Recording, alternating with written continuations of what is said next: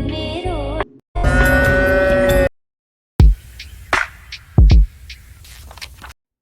हरे कृष्णा। जैसा कि आप सभी जानते हैं कि आज गोपाष्टमी है। गोपाष्टमी की कथा हम आपको सुनाएंगे। श्री कृष्ण की गौचारण लीला की पौराणिक कथा प्रारंभ करते हैं। भगवान ने जब छठे वर्ष की आयु में प्रवेश किया तब एक दिन भगवान माता यशोदा से बोले, मैया अब हम बड़े हो गए हैं।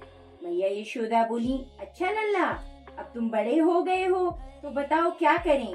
भगवान ने कहा, अब हम बछड़े चराने नहीं जाएंगे, अब हम गाय चराएंगे। मैया ने कहा, ठीक है, बाबा से पूछ लेना। मैया के इतना कहते ही झट से भगवान नंद बाबा से पूछने पहुंच गए।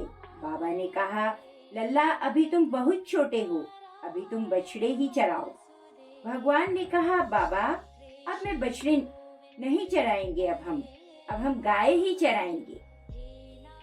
जब भगवान नहीं माने तब बाबा बोले, ठीक है लल्ला, तुम पंडित जी को बुलाओ, वह गौचारण का मुहूर्त देखकर बता देंगे। बाबा की बात सुनकर भगवान झट से पंडित जी के पास पहुँचे और बोले, पंडित जी आपको बाबा ने बुलाया है, गौचारण का मुहूर्त देखना है, आप आज का ही मुहूर्त बता देना, मैं आपको बहुत सारा माखन दूंगा। पंडित जी नंद बाबा के पास पहुँचे और बार बार पांचांग देखकर गणना करने लगे। तब नंद बाबा ने पूछा, पंडित जी बात क्या है, आप बार बार क्या गिन रहे हैं। पंडित जी बोले, क्या बताएं नंद बाबा जी, केवल आज का ही मुहूर्त निकला है, इसके बाद तो एक वर्ष कोई मुहूर्त नहीं है। पंडित जी की बात सुनकर नंद बाबा ने भगवान को गौचारण की स्वीकृति दे दी। भगवान जो समय कोई कार्य करें वही शुभ मुहूर्त बन जाता है। उसी दिन भगवान ने गौचारण आरंभ किया और वह शुभ तिथि थी कार्तिक मास में शुक्ल पक्ष अष्टमी। भगवान के गौचारण आरंभ करने के कारण यह तिथि गोपाष्टमी कहलाई।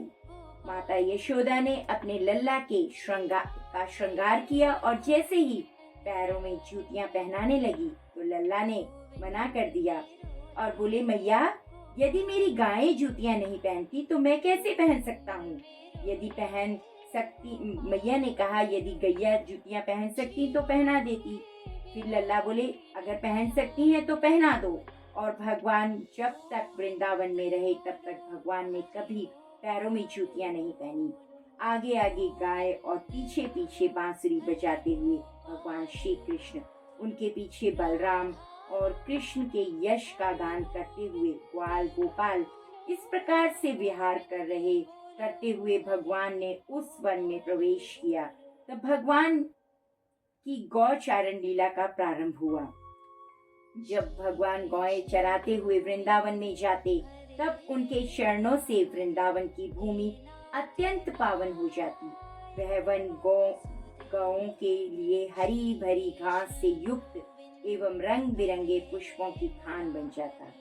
तो सभी बोलेंगे, गोपाष्टमी की जय, श्री कृष्ण भगवान की जय। धन्यवाद।